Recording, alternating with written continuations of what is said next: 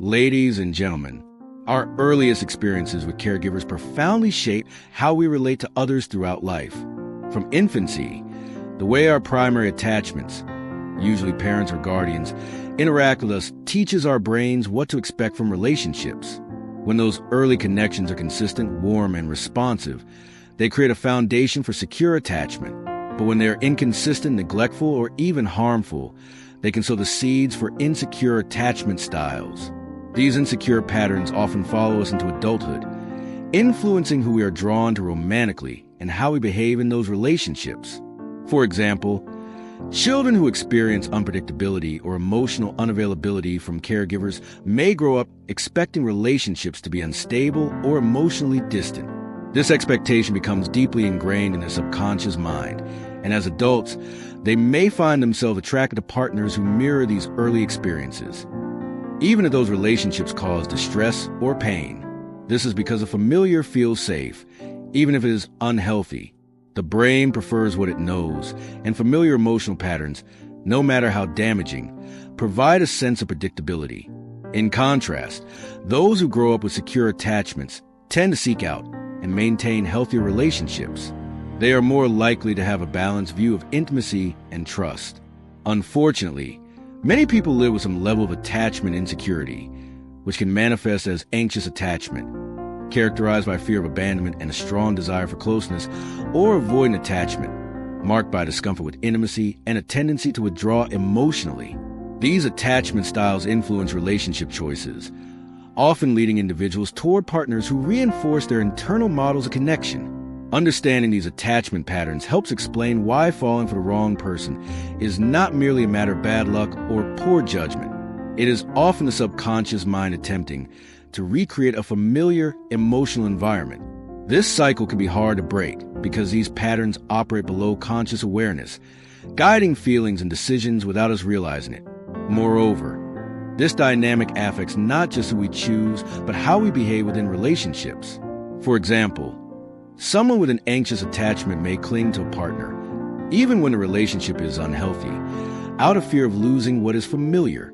On the other hand, a person with an avoidant attachment may push partners away or keep emotional distance, which can lead to cycles of conflict or withdrawal. Therapy and self-awareness are powerful tools for breaking these cycles. By recognizing our attachment style and the ways it influences our relationship choices, we can begin to challenge and change these ingrained patterns. This process involves learning to tolerate discomfort, setting healthy boundaries, and building secure emotional connections. It requires patience and often support, but can lead to more fulfilling and stable relationships. In essence, the legacy of our early relationships shapes our adult romantic lives more than we might realize.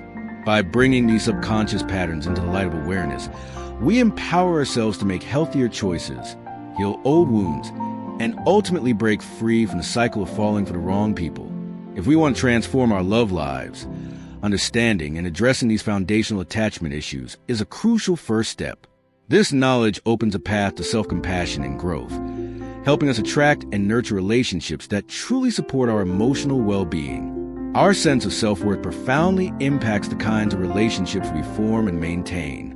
When self-esteem is fragile or underdeveloped, it can create a powerful vulnerability that makes us seek validation and approval from others.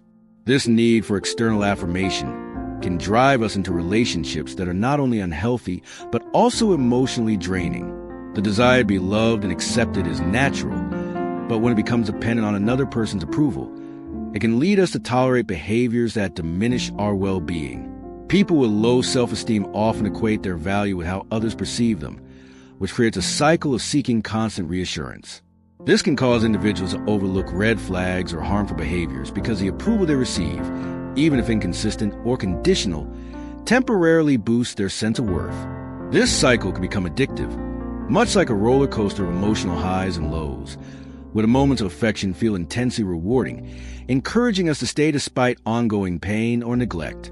In many cases, the need for validation stems from past experiences of rejection, criticism, or neglect. These experiences can leave lasting emotional scars that shape how we view ourselves and our relationships. When someone has been told, directly or indirectly, that they are not good enough, They may internalize a belief and unconsciously seek partners who reinforce those negative messages.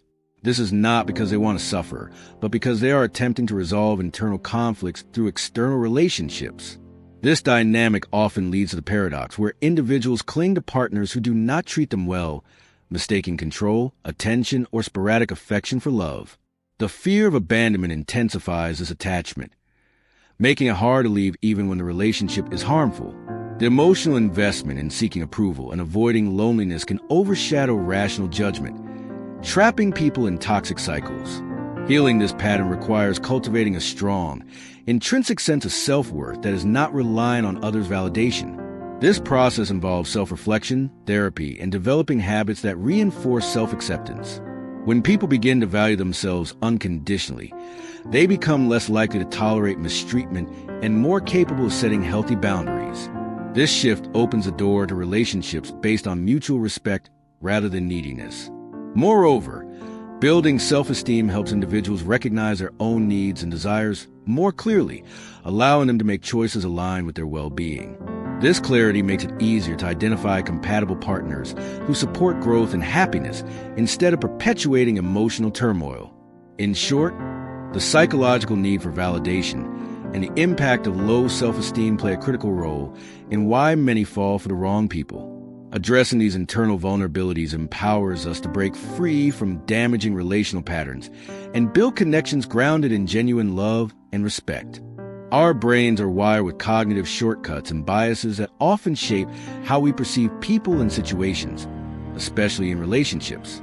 These mental shortcuts can sometimes lead us astray, causing us to overlook important warning signs or to idealize partners who may not be good for us. One common bias is known as confirmation bias, which means that once we form an initial impression or belief about someone, we tend to notice and remember information that supports that belief while ignoring evidence that contradicts it.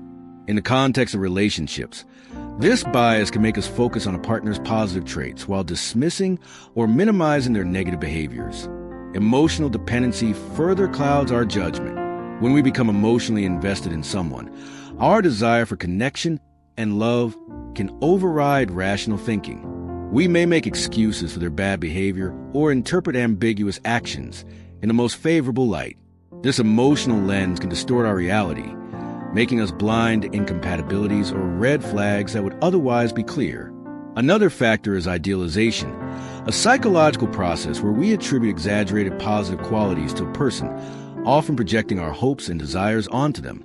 This can create a fantasy version of the partner that does not align with reality. When reality eventually clashes with this idealized image, it can lead to disappointment, confusion, and a cycle of hoping things will improve rather than recognizing that the relationship may be unhealthy. Our brain's reward system also plays a significant role. The release of dopamine, the feel-good neurotransmitter, during moments of excitement, affection, or intimacy can create a kind of addiction. This biochemical response encourages us to seek out those pleasurable feelings repeatedly, sometimes leading us to stay in relationships that are unstable or harmful just to experience those dopamine highs. Furthermore, many of us have emotional blind spots, areas where we are unaware or unwilling to see certain truths about ourselves or our partners. These blind spots are often a defense mechanism to protect our ego and avoid painful realities. For example, someone might ignore patterns of manipulation or abuse because acknowledging them would be too threatening to their self-concept or sense of security. Social and cultural influences also shape how we interpret relationships. Media portrayals of love often romanticize toxic dynamics or present unrealistic expectations, which can skew our perceptions. Societal pressures to be in a relationship or to make it work can push individuals to stay in unhealthy partnerships. Overcoming these cognitive and emotional obstacles requires self-awareness and critical reflection. By learning to recognize our biases and emotional dependencies, we can begin to view our relationships more objectively. Developing emotional intelligence helps us better understand our feelings and responses, enabling clearer judgment and healthier decision-making. In essence, the way our brains process information and manage emotions can both guide and misguide us in relationships. Understanding these psychological tendencies empowers us to be more mindful, avoid common pitfalls, and choose partners who genuinely contribute to our happiness and growth. Fear of change and the comfort found in familiarity play powerful roles in why people often fall for the wrong individuals.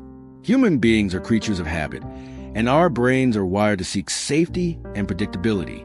This natural tendency means that even when a relationship is harmful or unfulfilling, the known patterns and emotional rhythms of that connection can feel more comforting than the uncertainty of leaving or starting anew.